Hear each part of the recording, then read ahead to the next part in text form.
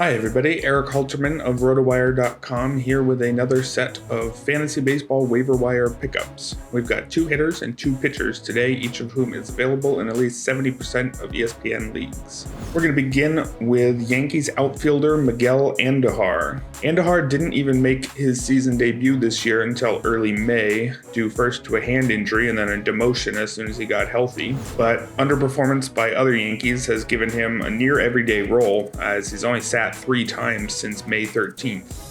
Started off cold, but in his last 9 games, he's hit .314 with 5 homers.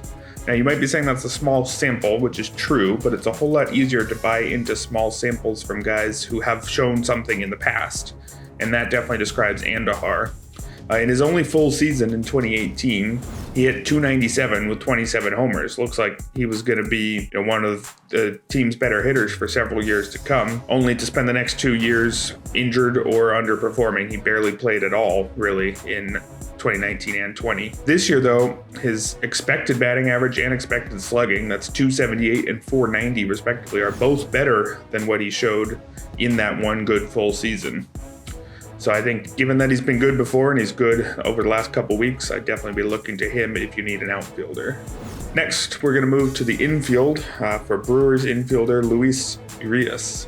Urias was once quite a big prospect, a top 25 in multiple places, and he's still just 24 years old, but he's shown next to nothing in his first 3 seasons. I hit just .226 with 6 homers and 3 steals over 124 games. This year, he's having his career best year, and he's been especially good over his last 9 games, where he's hitting .333 with a pair of homers and a steal. Playing time was a concern for him early in the year, but he's got starts available at both second and third base these days, with Colton Wong out with an oblique strain and Travis Shaw out with a dislocated shoulder. I don't think Urias is going to post huge numbers, but again, he had big prospect pedigree, so the fact that he's hit well over the last couple weeks is a lot easier to buy into.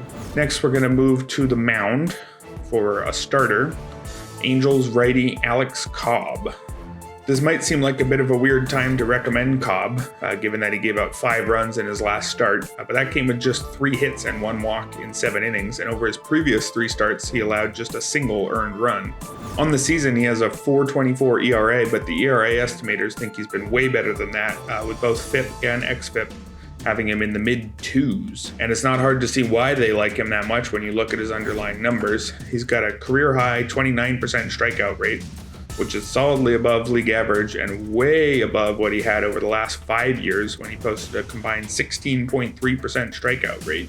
He hasn't sacrificed much to get all those extra whiffs either, as he also has a career high in ground ball rate at 59.2%, although that one is less out of line with his career norms. He's a career 53.3% ground ball guy. It's hard not to get excited about somebody who's striking out this many batters while keeping the ball on the ground. So I'd be quite interested in Cobb going forward despite a more mediocre ERA. If you're looking for a reliever, I would look to Reds righty Lucas Sims. The Reds had an unsettled closer picture over the offseason, but Sims was one of the guys I liked the most, given that he was coming off a year in which he posted a .245 ERA and a 33% strikeout rate. Sims missed most of spring training with an elbow issue and struggled early in the season, posting a .720 ERA in his first 10 appearances, though he did strike out 15 batters in 10 innings. He's sorted things out recently, though, and he's been used in a much more fantasy-friendly way. 5 of the Reds' last 7 saves have gone to Sims.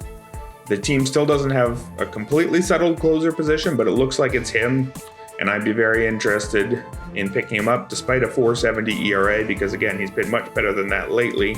And even considering the poor stretch, he still has a 35.4% strikeout rate, which is definitely a number that fits a high leverage reliever.